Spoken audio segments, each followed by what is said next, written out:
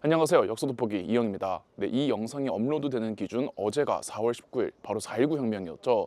그래서 이번 답사지는 답사라기보다는 서울시 강북구 수유동에 있는 4.19 민주묘지를 찾았습니다. 4.19 혁명은 대한민국 최초의 민주화 운동이자 이승만 대통령의 하야를 이끌어냈던 승리한 민주화 운동이었죠. 따라서 대한민국의 민주주의 역사에서 대단히 중요한 사건이라고 할 수 있는데요. 4.19 민주묘지는 4.19 혁명 때 희생되셨던 영령 199분을 모시고 있는 곳입니다. 네, 참배차 저도 들어가 보도록 하겠습니다.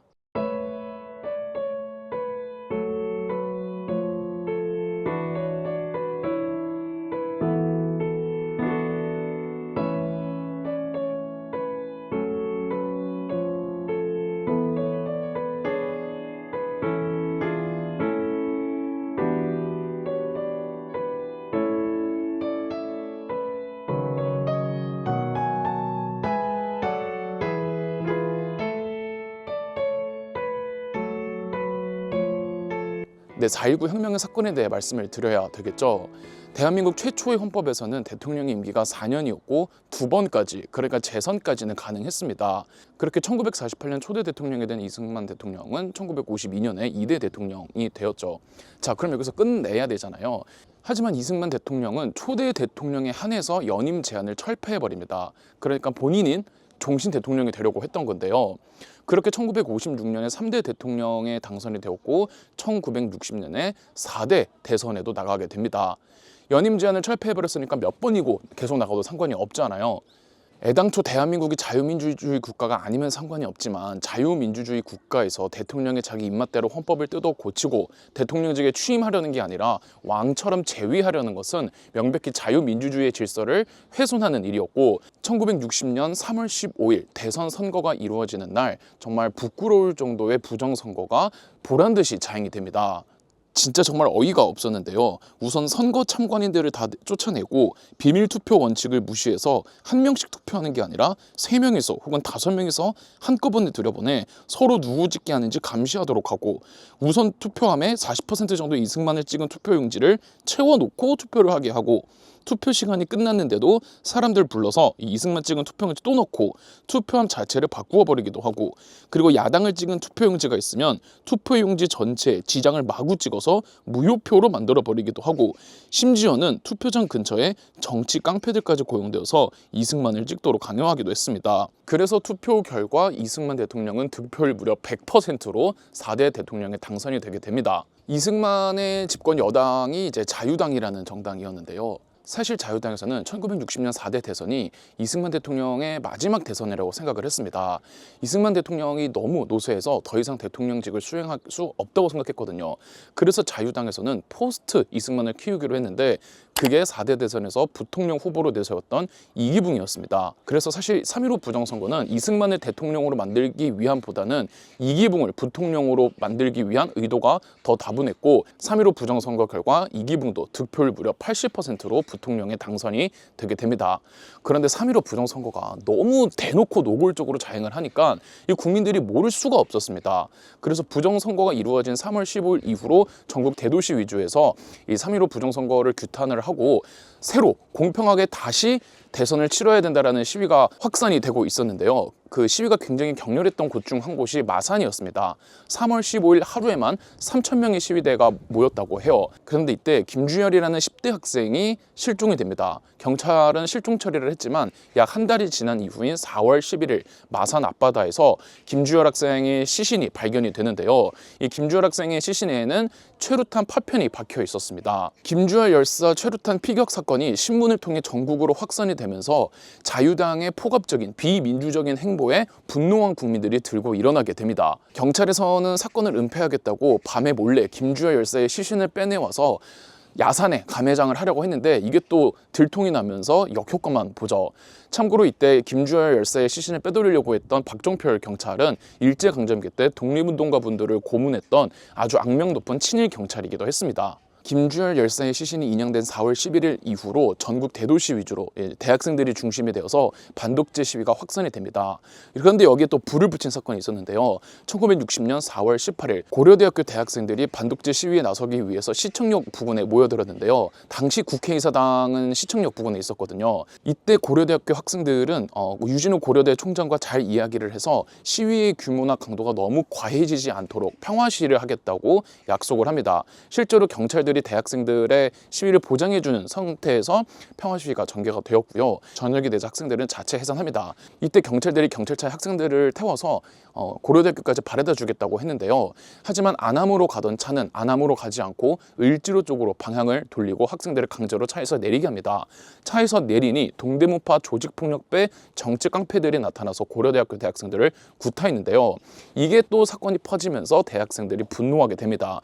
결국 4월 19일 대규모 유례없는 민주화 시위가 전국 곳곳에서 일어나게 되죠. 이게 바로 4.19 혁명입니다. 그 여담으로 저희 학교에서는 4월 18일이 되면 그때 사건을 기념하기 위해서 작은 규모의 마라톤 행사가 있습니다.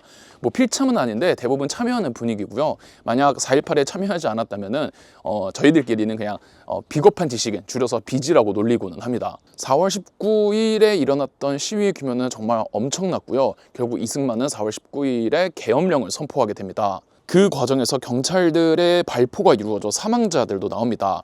근데 오히려 그럴수록 독재의 폭압에 맞서려는 민주화 운동은 더욱 커져만 갔죠. 대학생은 물론이요, 고등학생들도 굉장히 많았고요. 심지어 초등학생들도 시위에 참여를 했습니다.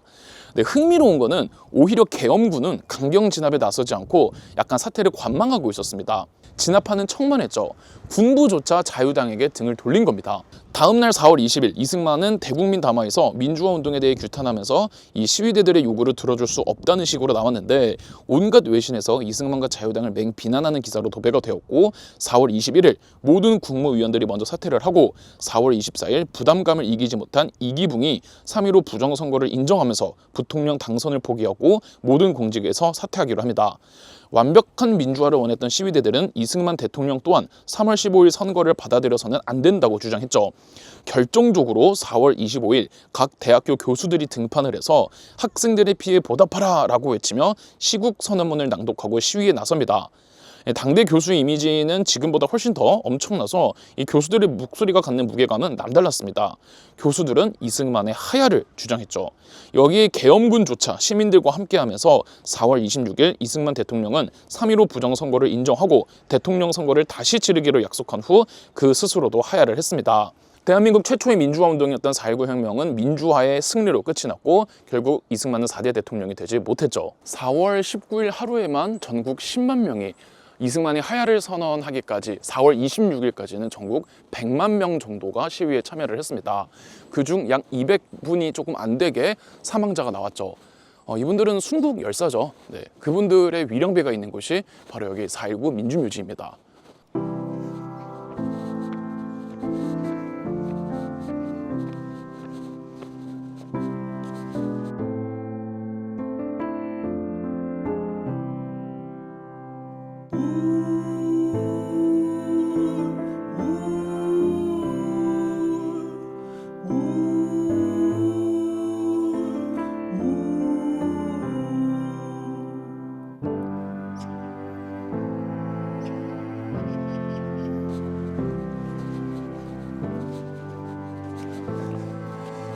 네, 이게 4.19 기념탑입니다.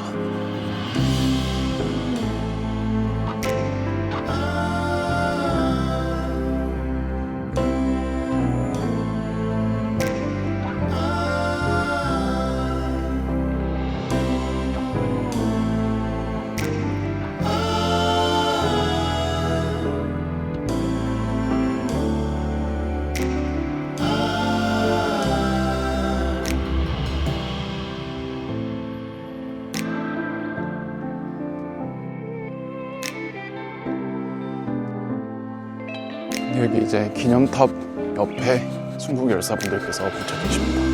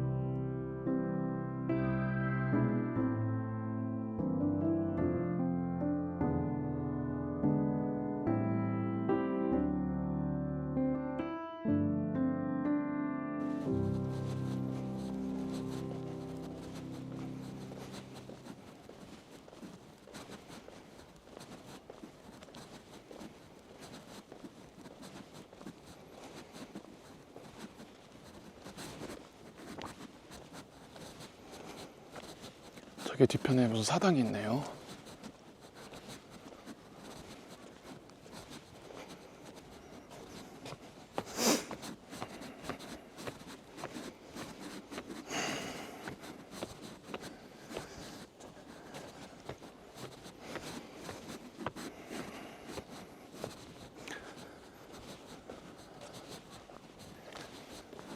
(4.19) 영안봉안소.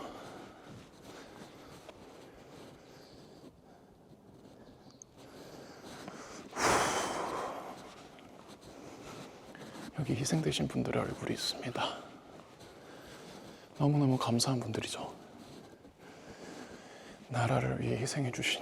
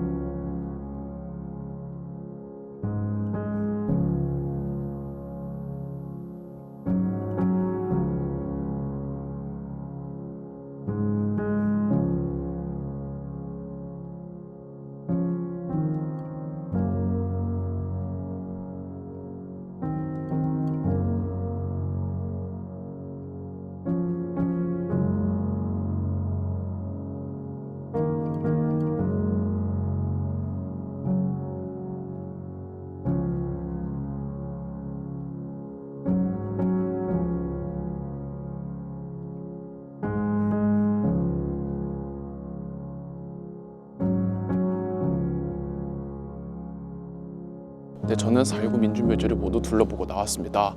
마음이 무겁고 또 숭고롭기까지 하네요. 4.19 혁명 관련 기록물들은 현재 유네스코 세계 기록유산에 등재되어 있습니다.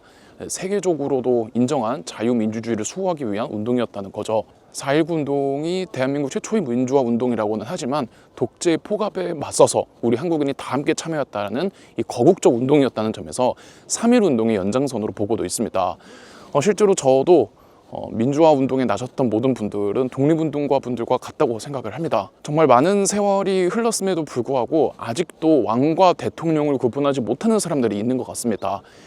왕은 백성 위에 군림하지만 대통령은 국민 위에 군림하지 못합니다. 국민이 대통령을 선출하고 끌어내릴 수 있는 게 자유민주주의죠. 우리 자유민주주의 국가를 위해서 이바지하셨던 모든 민주화운동 세대분들에게 감사함을 전하고 싶습니다. 저는 그럼 다음에 더 좋은 답사지로 찾아오도록 하겠습니다. 그럼 역수돋보기였습니다.